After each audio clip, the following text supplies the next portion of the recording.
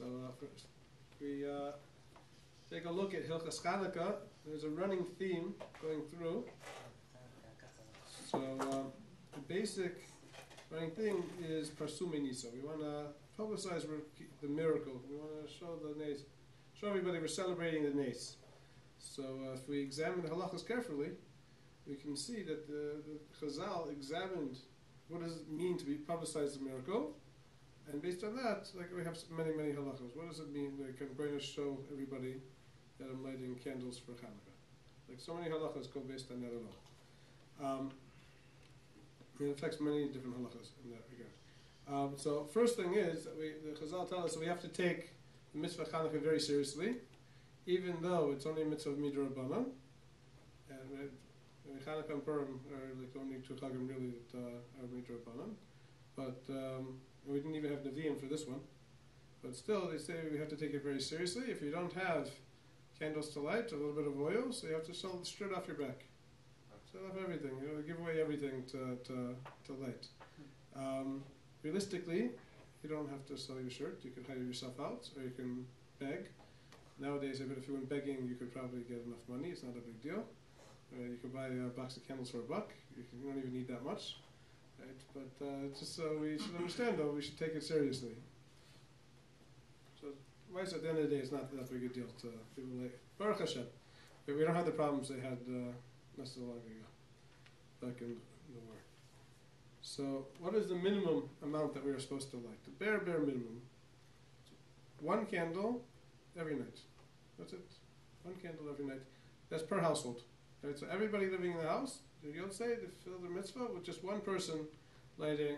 The father lights the candle, and that's it. No shamish, no extra candles. There's 8 candles.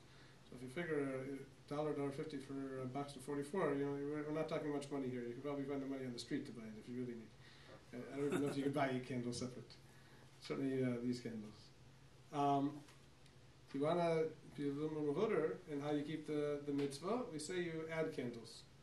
Right? So then we light one candle every night. We light one candle first night, 2 the second night, 3 the third night, and on and on. It's actually machlokas Beis Shammai and Beis Hillel how to do it. Should we start with 8 candles and go down? Or should we start with 1 candle and go up? Beis Shammai says 8, and Beis Hillel says we start with 1 and work our way up. So we hold like Beis Hillel. It's been like that for many years. That's what we do. But you have to be that way. Now, this is for Svardim, so this is what I assume everybody here does. Right? They have just the father lights, and that's it. Everybody in the house is Yotzei. Even the adult children who happen to live there, and they're still eating in their parents' house, so they're Yotzei with the father's lighting. And servants will stay there also. Ashkenaz, we do a little bit different. We say it's better also to have everybody light. Everybody should light. So at that rate, right, we'd have everybody lighting at least 1 candle every night, and then you want to be Hadron.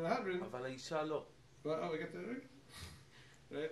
Hadron is to have everybody light additional candle every night, and the one exception is your wife. Right? Your wife, each took a gufo, we say, and they light together. That doesn't mean that the woman doesn't light. She's lighting with her husband. If he's not home, she's lighting. Right? They share a menorah. Right? If he's home, she's not. He's lighting it. But if he's not home, so she's going to light. Right? It's not even really. It's sort of sheikhus. But his wife together. Husband and wife light together. Fine. Now that we have many people lighting, right, it becomes important also to try to make sure that they're not lighting on the exact same spot.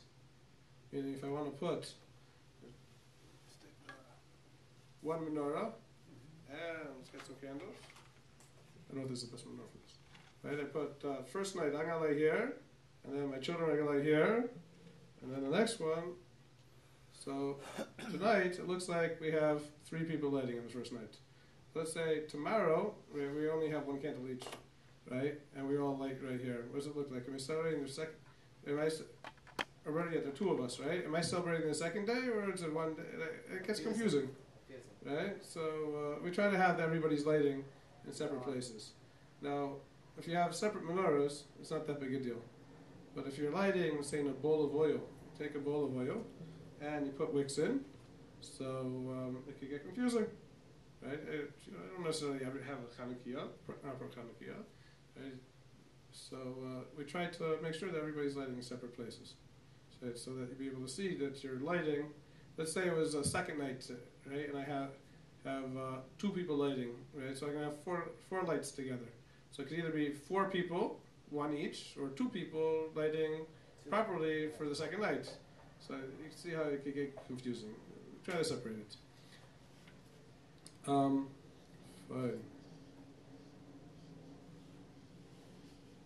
Now, the mitzvah is to light an individual light, a little, like a candle or a little flame, not to light a torch. We don't want a hookah. We don't want a torch. Part of that is, again, we want to show people that we're lighting for the mitzvah. Now, nowadays, it's not as much of an issue, but in the old days, how they light their houses with fire. Right? They lit their houses with torches and with candles. And therefore, to make it clear that I'm lighting for the mitzvah, you see many different halachas that make how I should light. Oil. Yeah, well, we want to show that I'm not lighting just to light up my house. I need light. I have other flames in the house for light. How do I know which one's for Hanukkah, which one's to light up my house? So first thing is, we don't light up a torch. Right? We don't want the flames to be going together, and because that's how I light up my house. If I were to take a bowl of oil and surround it with wicks and leave it on my table, that's what I would do. That's many people would do that. I have a chandelier hanging down, the candles lighting up like that. I was last week. There was an old lady who told me that her Shabbos candles, she actually has a thing hanging down from the ceiling, a few candles like that, which makes sense because Shabbos you want to use the light, and if you're going to use candles, it makes sense to have them hanging up in the air, high up, so that the light shines around. For Hanukkah, so we're not using that light. We're trying to show that it's for Hanukkah, it's for the mitzvah. Put it in the window. Right, so we got to where we have to put it. But right now, right, we don't want to use a torch. So, like, as I said before, we don't want to have like a bowl of oil with just a bunch of wicks around it. If you separate it, you put it. Mr. Brewer says if you separate them and you put a mechitza between them, so then it will be okay. Also, if you should put another like a bowl on top of it, like to break it up. Based on that, I've heard many times people say that a straight your menorah has to be straight also, so it's clear that you're lighting for Hanukkah, and it shouldn't be a round menorah. But based on Mr. Brewer alone, I don't know why not. Why you can't use a round menorah. I have a round menorah where each uses oil, or candles actually, it's a cute little one, and has little separate sections. That circle? It's in a half a circle though, but it's each one's separated by mechitza. Each one's separate. There's mechitza. They're separated also. The flames aren't going to join up.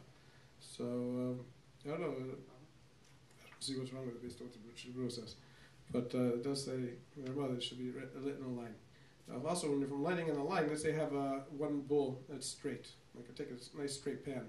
Also, I should make sure that the wicks are facing the same direction. I shouldn't have one going this way and one going that way. Because if I were to do that, so that looks more like a torch, like a hookah. I don't want the flames to get too close. I have a little menorah that it's mamish like this wide, and you put all the candles in, and they're very, very close. And the flames sometimes join together, so I don't use it. It looks like less. It's not a... It looks like a torch, right? Yeah. So there are a few problems with it. One, it's going to burn out very quickly, and it might start a fire too. But just stop, because you're not supposed to put the candles up against each other. You don't want even if you have candles, not oil, you want everything to be separate. The flames shouldn't be touching each other. Fine. Also, we want the candles to all be on the same level. We don't want like the artistic menorahs where the candles are all over the place or at steps or something like that. Right? That's clear because that looks more like something that I've used to light up my house. Right? We want it to be clear it's for Hanukkah, and therefore we want it to stay safe. You put it all in a nice row. You put it like this, everything's in a row. Right? You put the shamash in the middle, put the shamash on the side. It's all the same, but the point is everything's on the same level, basically. Right? You don't have to drive yourself nuts, but you shouldn't have candles up here, candles up there, something like that. Okay. Now, where to light is actually very interesting halacha because it has changed significantly through the years. Originally, Shazal told us where should we light? We should light outside. We light outside our doors. If our door was open to Shus Rabin, it's open to a public street, so then we would go and take a menorah and put it outside the door, close to the street, just outside, opposite the side of the mezuzah. So when you walk in, on the right you have your mezuzah, on the left you have your menorah, surrounded by mitzvahs, you come in. As anti-Semitism got worse over the years in Europe, so eventually, by the time we get to the tour, he says that they light inside the doorway. They would light, you open up the door, you go in, and they light the menorah over there, on the inside of the door. Or sometimes on the door itself, on the back of the door. Right? If it was just inside the doorway, they could crack the door open, you could take a peek, but it's not as obvious. You know, people looking down the street aren't going to see the menorahs. Eventually, the postscripts say that we had to give up and put the menorah inside on the table, and that's enough. Where does this come from? Because the Gemara says, Shas Sakana, in a time of danger, you're allowed to take your menorah inside and just put it on the table. And back then, they had the Zoroastrians, who would, part of the religion was they didn't allow anybody to burn a flame outside of their temple on their holidays. And so people, they would come in and they would put out all the lights. So you had to hide. It's like there in the Spanish Inquisition, people lighting in their basements Shabbos candles. So here too, also people had to hide the Hanukkah candles. They would light it inside. So eventually, that basically became the minhag. Now that was for Europe. Eretz Yisrael, they still light outside. Yeah. And now, if you want to light outside, you can. But what does it mean outside? Outside of the house? What? Yeah, mamash outside the front door. Yeah. And if you have a gate, you have a fence. If you have a fence, then you would light by your gate going out to the street. All the way to the gate. Yeah. Well, no, you want it so people on the street will be able to see. To be seen. But you say you put it in the window. Now you say the gate in Europe. I mean, you put it in the gate. Oh, we'll get the apartment. Okay. In a gate yet to the window. Oh, okay. So yes. Now the question is, what happens to wind? So the Aruch HaShulchan says that part of the reason why we don't. He asked the question, why don't we light outside now? It's not so bad. I mean, at certain points in history, it got better. So what's the big deal? Why don't we go back outside? Right? So the Shas Sakana we light inside. So why not? They said part of the reason it could be is because the weather was just so bad. It was not shaykh. It's too windy. It wasn't happening. Windy. Yeah, I don't think they had the glass boxes. Maybe somebody steal it, you know. Yeah, people steal it. Also. Yeah, no, that's true. Yeah, we got enough problems. The truth is, who really, like if you have a wooden house, right? You really want some guy walking by and like taking the window. Oh, look at that! Just knock it over. Okay? Like, we don't live in Chicago. Santa Claus. Chicago, everything's brick. You know, the only good house is a brick house. You don't have to worry about setting everything on fire. But yeah, we light inside at this point. Now, in the old days, who we trying to show? We're trying to show where the miracle was. We're trying to publicize the nays for the people on the street. Nowadays, when we're lighting inside, who are we trying to show? We're not showing the people on the street. So it's for the people inside the house. And that actually affects a number of different halachos, as we'll see. Okay, we're trying to light for the people inside the house. Now, fine. So if you didn't have, back in the old days, if you didn't have a door, so it got a little funny. Where would you light? So if you lived on the second floor, you light by the window by the street. Assuming your house was low enough, right? That gets complicated. More people can see that. That's what. Yeah. Once you don't have a doorway open up to the street, so then it starts to get complicated. Where would you light? But assuming you had a door out to the street, so it's easy. You light outside. Nowadays, you light inside. In Eretz Yisrael, they still light outside for the most part. They have these glass boxes, and you see them stacked up. Yeah. What about to put it in the roof? On the roof? On the roof. Oh, that's anybody can see for anywhere, you know. Might be a problem. We'll get there in a second. We get where you should put it. Fine. Now.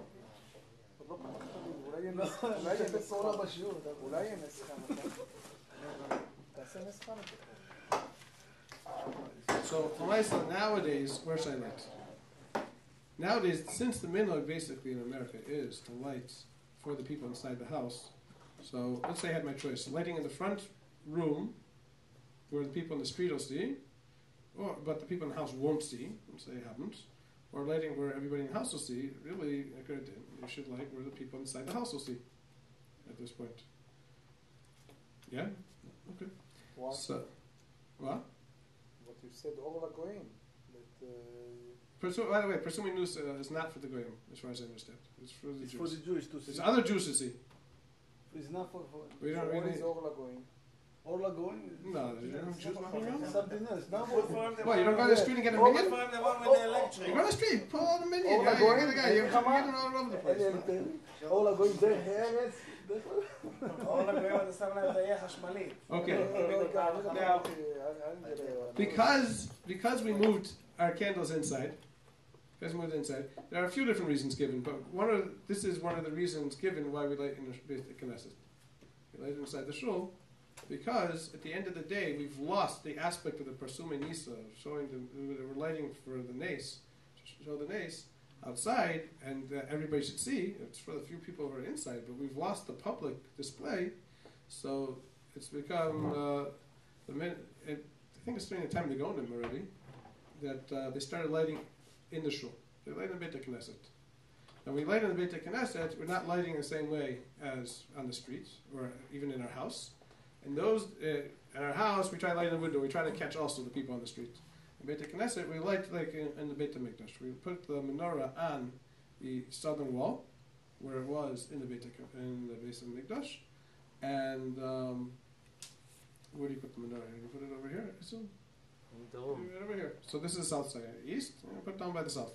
Right, if possible, that's where you put it. Now they were also masaking to say the brachos on that, right? On lighting inside the shul. As far as I know, there is no other source of lighting anywhere outside of your house or the shul. And lighting in shul is not going to cover you. Meaning, if you have a home, you have to go home and light.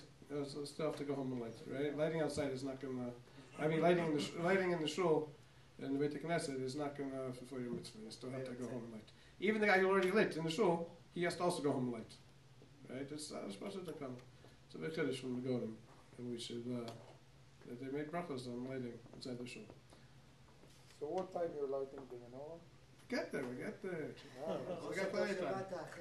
Right, okay. Now, where should I place my menorah nowadays? Or even back then also, right? I want to make it clear I'm lighting for the mitzvah.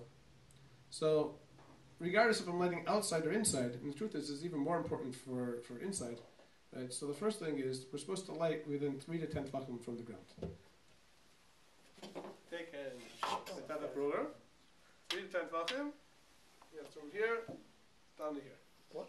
L'chachila, we should put our menorah somewhere below here. Not on the ground mamish, not all the way down. 3 tefachim off the ground, but no higher than here. So you put it on the table, you're good. Meter. Is it meter I exactly? don't know. I measured this off of... Meter. I mean, there's machlokas. This is the 1 bigger mirror. size. And no higher 1 than mirror. What? Only l'chachila you should put it within 10 tefachim from the ground. Why? Because if I'm trying to light up my house, I'm trying to light up my house, where do I put the lights? You put the lights on the ceiling. You try to put it up high. You spread the light around. You don't light up your house by putting the lights down this low. Right? Why in the world would I want to light this low? It doesn't make any sense. Oh, I know what you're doing. You're lighting for Chanukah. Okay, now I see what you're doing. Now, nowadays it's much more obvious because we have electric lighting. Most people aren't lighting up their house with candles. Right? Assuming there's no blackout, why in the world would I light up my house with candles? Right? I don't need to. I have plenty of regular lights. It's much easier just to flick a switch.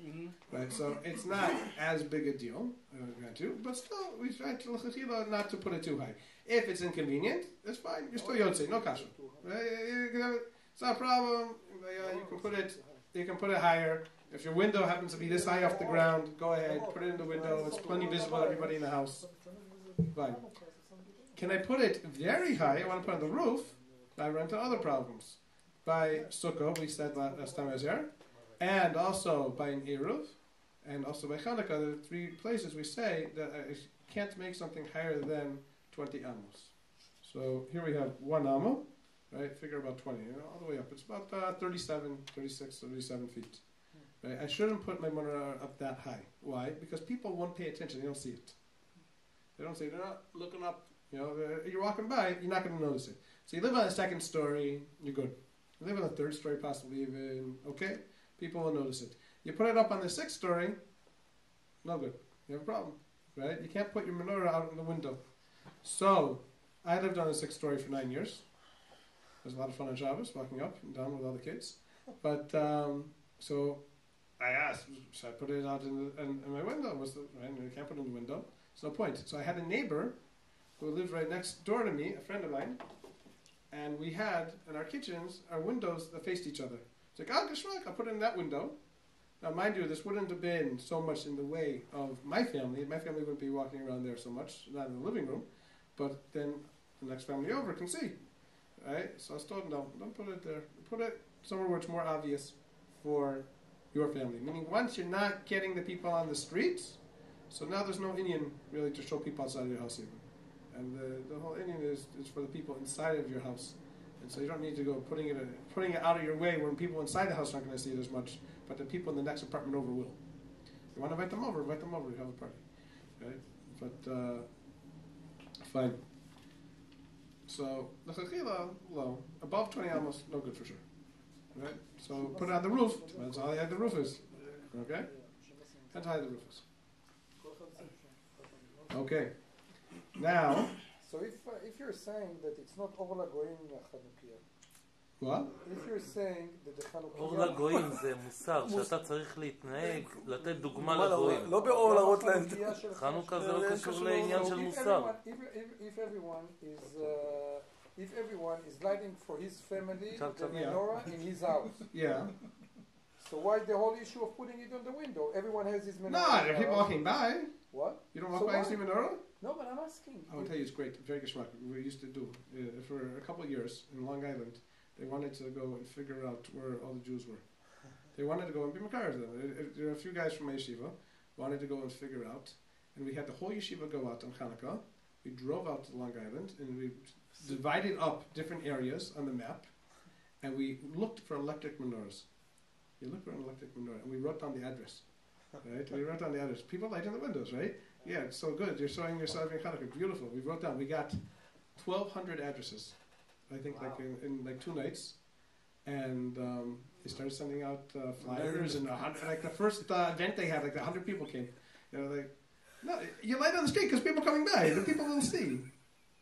People do see. If you can put it there, if it's going to be out of the way for people in the house, so then you should rethink it. But if that's most people's living room window is right out front, and it's a place that everybody in the house is going to see. You get both.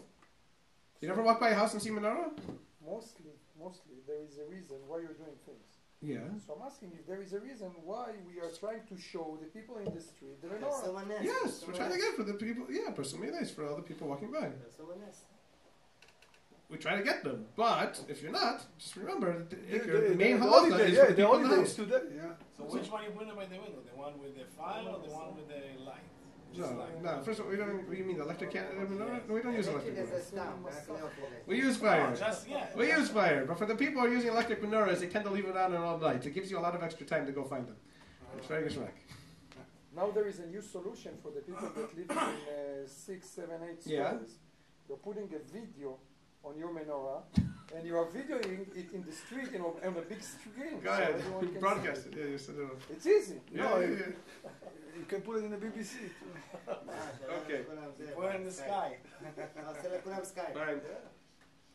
Okay, now that we're lighting inside, what other issues are affected? So, this has affected the time frame.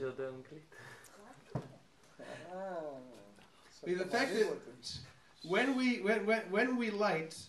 Now, it's been affected by the fact that we moved the menorah in. Why? Because in the old days, we're lighting for the people on the street. Let's stop and think. Who are we lighting for? When do we light? We light when the stars come out. Okay? That's when everybody goes home. How long do we light for? Wait just a second. We'll hold it off right here. Nathaniel, you got a question? No? What is your...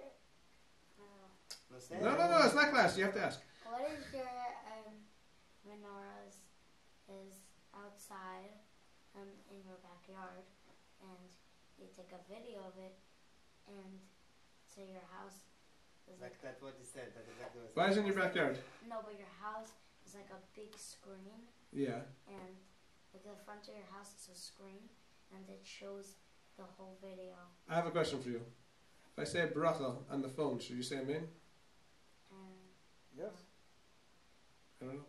Why not? If you hear the bracha on the phone, I don't know. Why Do you not? really hear have to say bracha? amen. Do you really hear bracha? Or you just heard electronics? שאלה, אני יוצא עוד... If you hear a shofar through, if you hear a shofar on the phone, that's better, yeah? בטלפון, אתה אומר לו אמן? What? You can say maybe you heard. You heard shofar?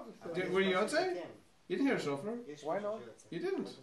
If you have a on a Shofar is phone- you blow a shofar on the board. We say you're not necessarily going to be yotze, the people on the outside, because they're not hearing the shofar; they're hearing the echo. You're not hearing that sound. That's bigger chiddush because there really is the kol. But over here, you hear a shofar over a microphone. Yeah, you didn't hear it. So if you have people on the Skype, we have people on the Skype for. You're not singing with our Natano. You're not singing menorah. You're seeing a screen. You're seeing a picture of someone lighting menorah. You're not singing menorah. Should like menorah, or something people can see it. למה אסור לשים את הסקאפ לפני שבת? כבוד הרב. If I'm living the This is the way they were sacking the before halacha. Shabbos. זה שאתה יודע אנגלית, זה לא אומר שאני יודע. אם אני שם את המחשב אבל לפני למה אתה שואל שבת? את הרב? לא נעים. אוקיי, זה לא על חנוכה. לא, אבל הוא רב, הוא יכול לשאול את הכל. So if you're leaving the computer Yeah. on Where you Skype, You're living on Skype? before You got, Shabbos. you got bigger problems. Listen, before Shabbos, you're putting the computer on Skype. Yeah. And people from the other side of the world participating in your Kiddush on Shabbat. Okay. Not really. So why not? No, because it's not Shabbos for them. Why it's not Shabbos for them? It's not. I'm leaving the computer open. Shabbos goes where you are. That's it.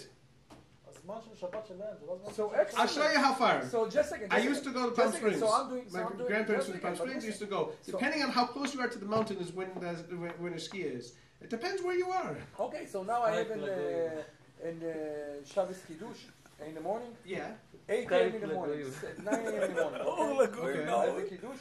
In Israel, it's 3 p.m. Okay, good. So now it's supposed Shabbos for you. Good. So you have your own Shabbos. You don't need So to. they are saying amen when I'm doing the Kiddush.